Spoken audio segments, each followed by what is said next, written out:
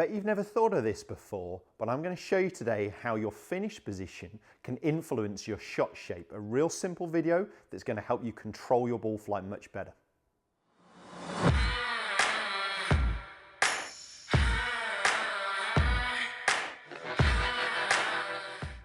Welcome back to the TruGolf Academy. You've joined me, John Watts, today in our indoor golf studio, and today's video, as I mentioned there in the intro, is all going to be about the finish position and how the finish position is effectively influencing the release pattern and therefore our shot shape. This is going to be a real simple video, but it's definitely going to help you control your ball flight more when you need to hit those draws or fades.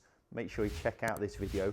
All the info for me is coming along the bottom of the screen right now. We're going to jump into this one.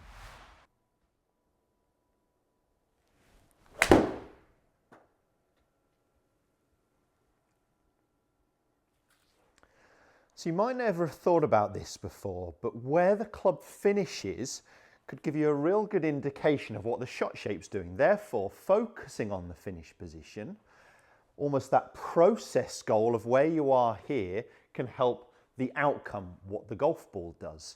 So if I finish, this is going to be a real simple and relatively short video.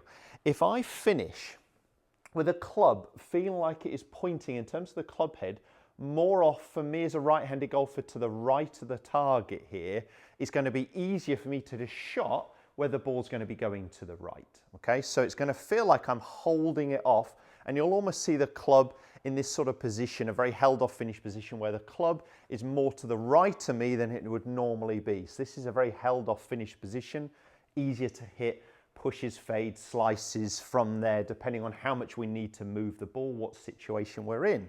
If I finish with the club pointing a lot lower, a lot more to the left than I normally would in this position, it's a fuller release pattern. So it's a bigger movement with my body, my forearm rotation. The club is finishing a lot lower, a lot further to the left.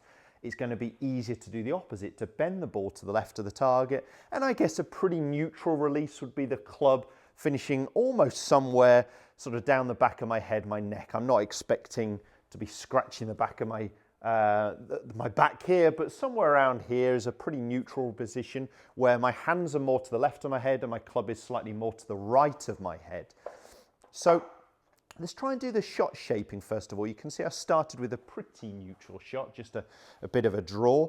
If I was trying to hold one off, hit one more to the right of the target, I'm just going to get that sensational picture in my head that I'm finishing with a club more to the right of me. So the club almost in a very held off finish position here, where my hands are more to the left, the club is more to the right.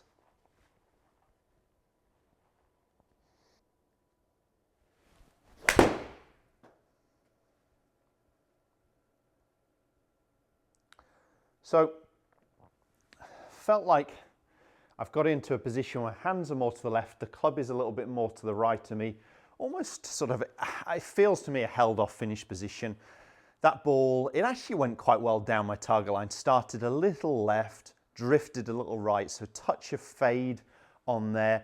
It was shorter, did lose me some distance, but I'd expect to see that one because I'm almost trying to keep the loft on the face a little longer. So I'm getting the sensation that my hands are less active through that impact zone, and I'm trying to get the finishing, or feeling that the club is finishing a little bit more to the right of me, holding the face open, which is going to increase the loft. So I'd expect to see higher and further to the right when I'm hitting that held off shot. And my focus point was what the finish position was going to look like to create that shot shape. Now, if I was really trying to bend one more to the left of the target for me as a left-hander, hitting more of a draw or a hook, I'm really going to try and get the finish position much lower with the club finishing much further to the left of me. Almost the face is going to feel like it's pointing more down. Now, yes, I could do that with hands and arms. I want my body involved as well, so I'm still trying to create some rotation here. I'm not going to worry if this overbends and hooks too much to the left. That's the feeling I'm trying to get.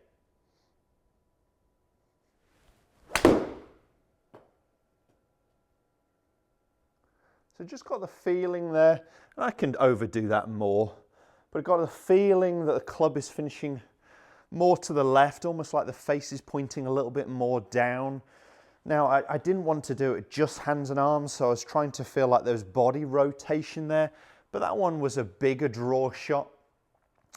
moving to the left of the target. It's actually missing target left. So officially that's a bit of a pull hook. We'll find that the club face position was slightly close to the target there. It obviously depends on how much you're trying to shape the ball. If I wanted to hit a big one, let's say I was trying to hit a big slinging one, I'm really trying to get that sensation of finishing very low, the club finishing almost more to the wall behind me as left as I can get it here.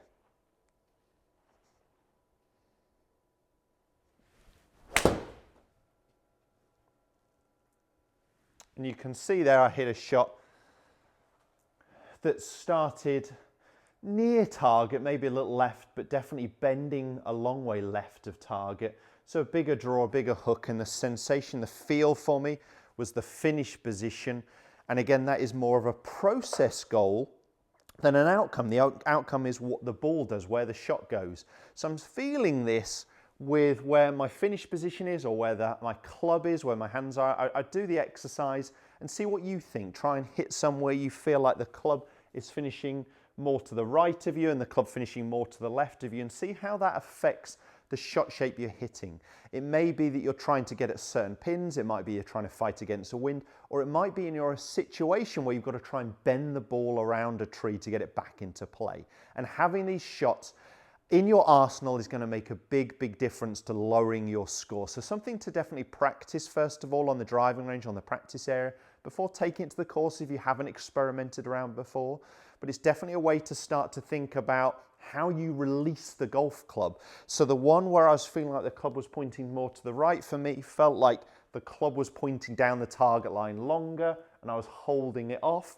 Whereas the one going to the left felt like there was more of a full release and the club finishing a lot lower, the club almost pointing much more to the left, the face pointing more down. So it felt like there was more rotation of my body and my forearms to help me achieve that. Yes, we do need to start thinking about our start direction. We don't really want to be hitting pull hooks and push slices, but start with over-exaggerating, getting that ball moving, and then we can always narrow that ball or that ball flight in to be a little bit more playable on the golf course. Give it a go. Let me know how you get on. I'd love to hear from you guys. So if you put some comments below. If you did enjoy the content, found it helpful, hit the thumbs up, share it with as many golfers as you can, and don't forget to subscribe. Cheers, guys. I'll see you next time.